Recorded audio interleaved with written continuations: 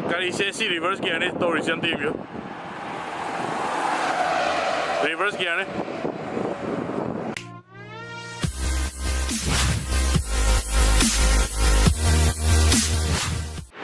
What's up people, Johny here again.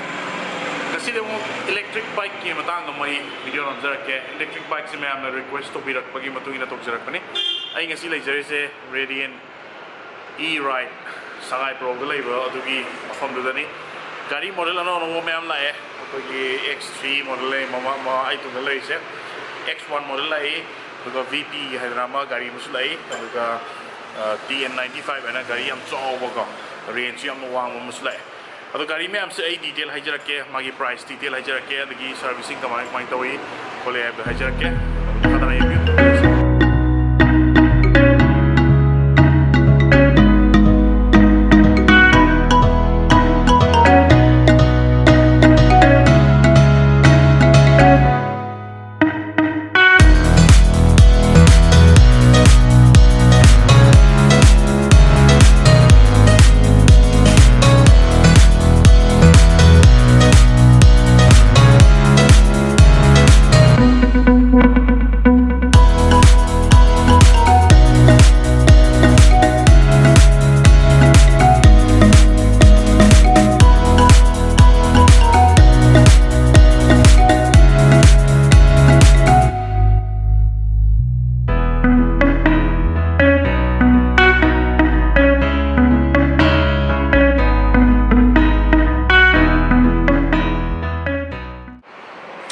इसलिए हो जरा के सिगी से TN95 है बको गाड़ी से यामना चौर का यामना वांगे मरिंग से कोई बैक रेस में यार बैक रेस से सिगी से लगे से मरिंग दो ना कोई टॉप ब्रेक में हाँ पे सिगी वाइना कोई होना की गोल विंग की टाइप डिजाइन देखो बैक रेस से वाइना हाँ पे मरिंग में लॉन्ग डिस्टेंस के लिए नुआने गाड़ी से हम सांगे है तार अदुगा कोई Radiant eRide की ये कोमा की ब्रांड की सी गाड़ी से ना क्वालिटी की चौबा क्वालिटी की यांग बा अदुगा क्वालिटी की एक्सपेंसिव और बाहर तार मागी बैटरी से सुमाइना हाँ पे कोई 72 वोल्ट की बैटरी अम्मा सुमाइना लाए बको अदुना सीधा लगे इस तो कपार्टमेंट में याल ड्रम नी ना सीधा वही ना हाँ पक बने बैटरी से अदु सीधा इधर ऑन ऑफ तो वही आ रहे अदु ऑफ तो चला मैं थम यार है अदु चार्जिंग पोर्ट के लिए ना उसदा हाँ पे का जो कप होल्डर वहाँ पे सोनो जो लगेज वहाँ पे इसदा हुक हाँ पे होगी लगेज की अदु सीधा USB की पोर्ट अम्मा यार एक उसदा सीगी से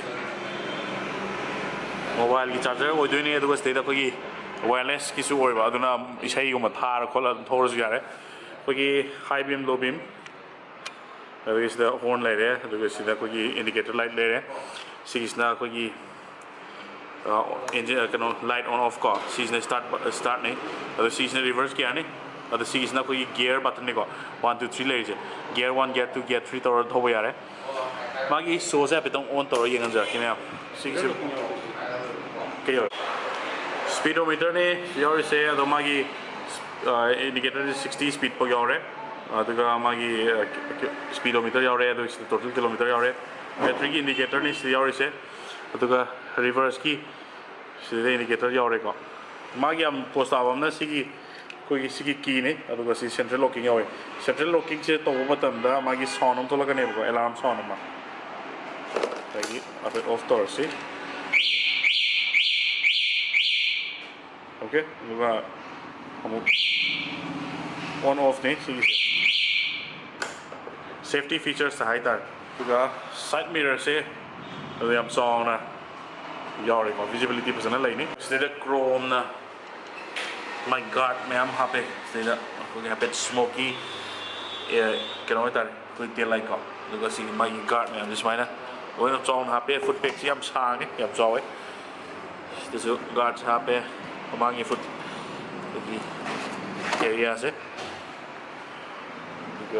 हमारे ग्रीन जिसमें ना चाउन यार टायर की प्रोफाइल से बताइए क्यों disc brake कोई को मांग किसे अदु LED headlight ने अदु का सी DRL यावे गाड़ी से कोमा की brand Radiant eRide the book to be the Radiant eRide I heard contact number description hapsarake Radiant eRide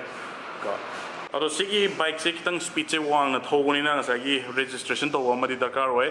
aduna registration to bose ngasagi akoi normal bike ka di petrol gari ka di dum mamandi khena ani registration charges me am do RC di pollution free hoy bani na adu tar ga su ngasagi registration di darkar hoy doine adu atai me am si shumale me am si registration darkar lekte asida su koi Vespa man bam le registration darkar lekte adu sigi TN95 se koi charge to over them 3 to 4 hours sangi ko 120 km kano bo thobe kilometer range sai tare mai battery je full charge to over them 120 bo thobe ko aduna Imphal manung da di sigi gari sina dum 120 km no da thoba hai je dum pasana dum range to wang battery charging 3 to 4 hours ne aduga 72 volt ki hoiba aduga sigi battery se koi lithium ion battery ni aduga 72 volt se bagi the kano haida lifespan haida around 5 years muk chale ko aduna every 5 years the battery se change to ya roi hena chala ku yor kani koi season na bai matung ina abi charging no matam chana to biwa de ke fazana plug lokto ko pajan to biya kadi adum hena su dum chala kani ko ado kai gumba replace to ge har gadi sigi 72 volt oi basa sigi around 35 to 45,000 muk lakani every 5 years to mina replace to bogi ado sigi amna phaba mana electric ki bike se oira banina ngasagi maintenance amata changar roi basigi bike se ko hadi magi spark plug ama yaw dress de da spark plug chilroi engine oil haparoi adagi khoi mobile haparoi ko adagi sida da replace tor kadaba bo khoi brake pad kumba adagi tire kumba nungsi dhan bo khotpa du gaktene aduga khoi brake ki lever kumba sin bo khotpa du gaktene hena maintenance is almost very low maintenance ni aduga Radiant eRide na akoi gi Manipur da green campaign na 2019 ki January da Manipur pollution control board ka aduga koi khadi industry ga toraga kusam naraga green campaign Manipur hai nama hogdoki boko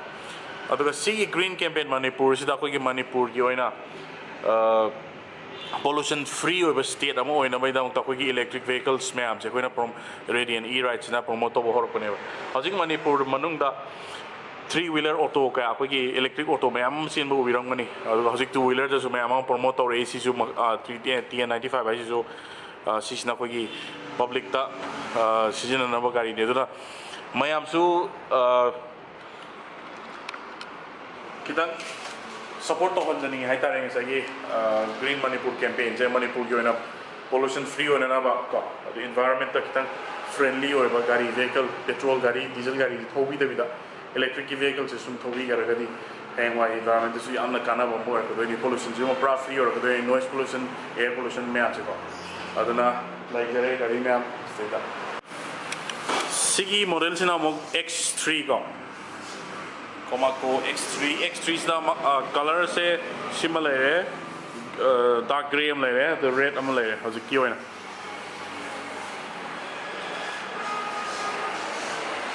akoi ki dio Honda ki dio do ha bet ma le gari se ta disc brake ni alloy wheels yawi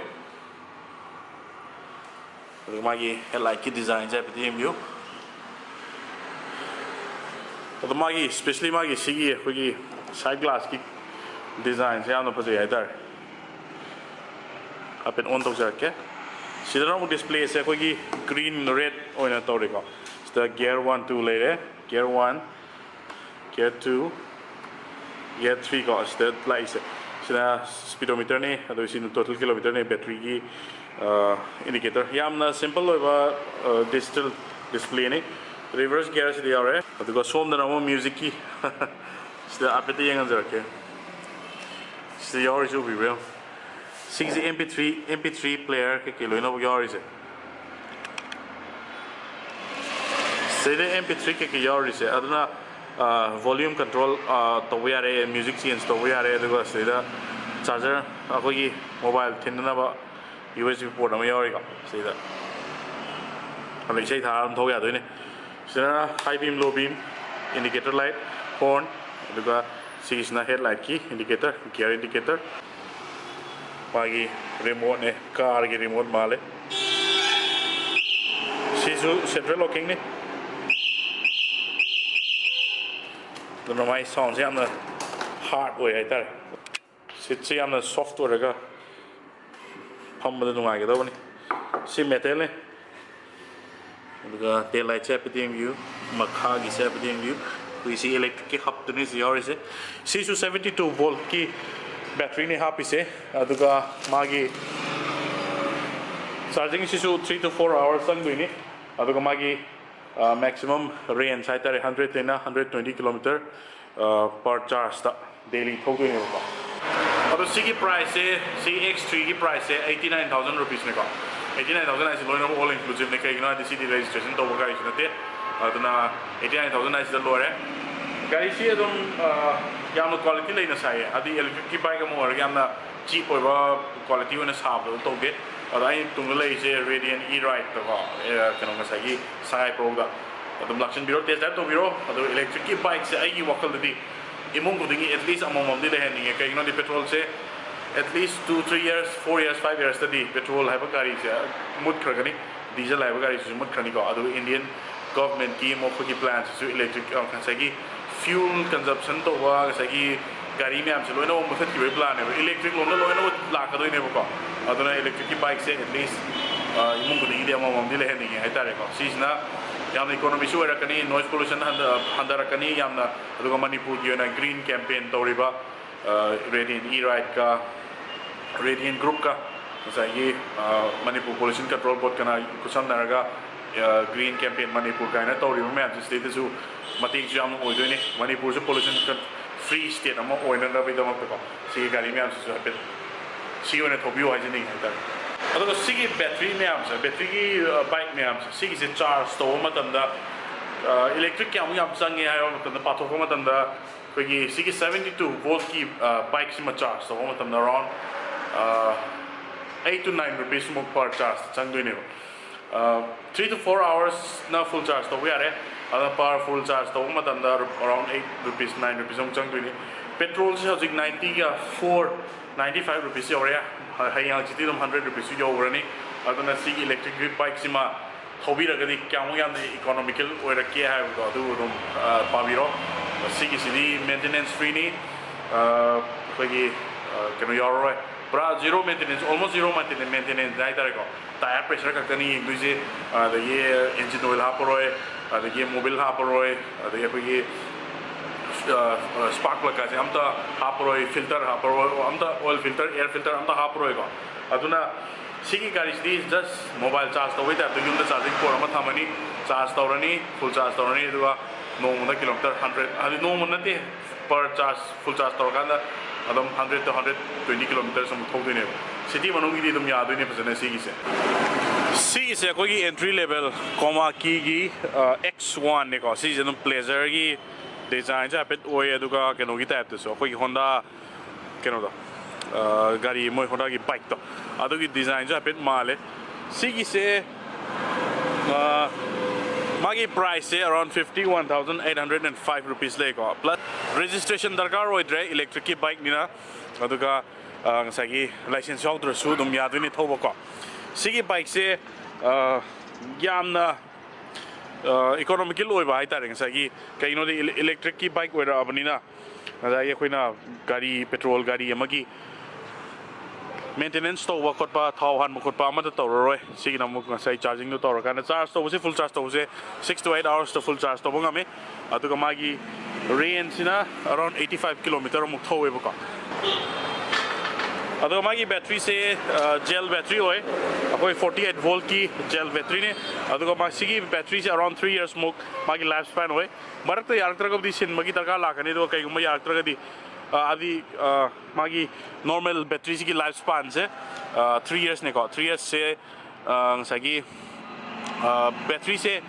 around 3500 tagi starting ne hoga adana battery se every 3 years kudingi sin biraga disi gari se siga tani maintenance hai bu tire silak pama daga ro gani duga seida koi engine oil ha pakor pama ta toroi light ko makra yarak ta bakra adu mangai re aduna tana to padi kemok toroi aduga sigi VP cd main oina laisabi macha ko ba inkalak pangang adagi imungi nupina haitare moina thobne na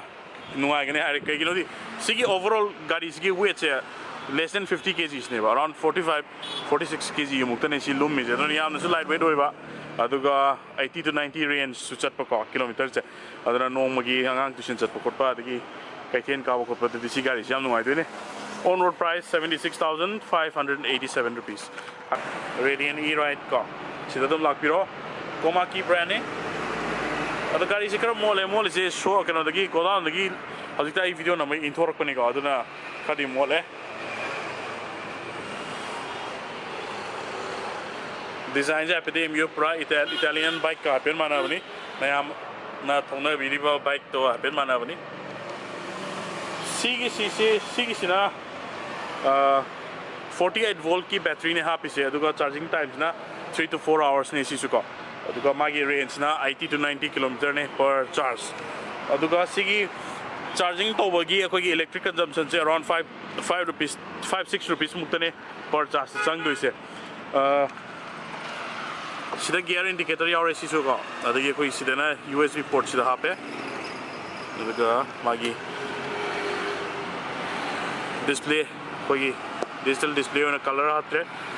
aduga 3 wheelers mayam amsu lere commercial gari gi oina makal mayam am lere adu sigi maptang da sigi sna koi gi luggage commanding the digi yawa hai tare ko sigi matang sida mayam khangbining ba koning ba lere ga di sida sudum Radiant eRide ko sida dum contact option biro price ki detail is da hapcha rakya koi electric vehicle ko the showroom price the mayam lere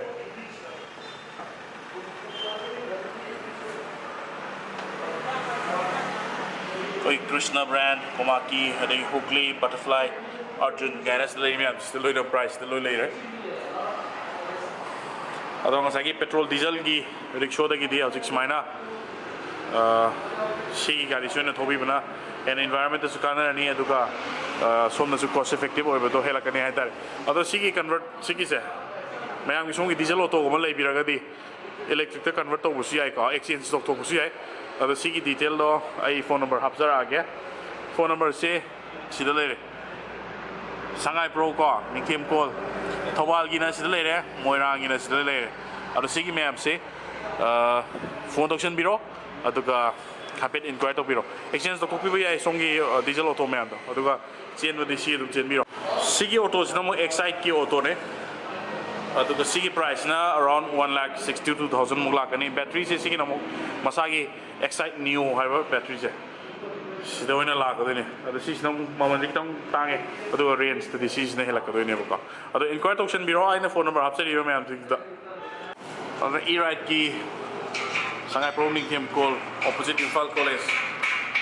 spare part chi rai line adum pange spare ko gi electric bike mayam gi spare part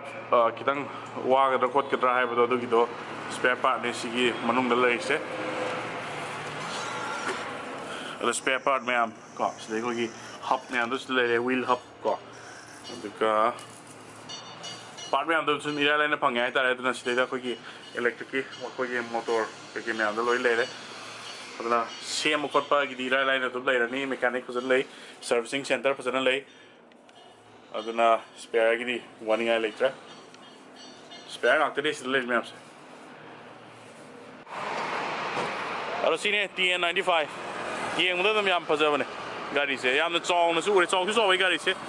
aduga maning gi luggage ki se ko gi Honda gi gold wing gi design is the happy se ko adu pham ma ko pa de na ai de ne ado speed to thobu ya do ba phazana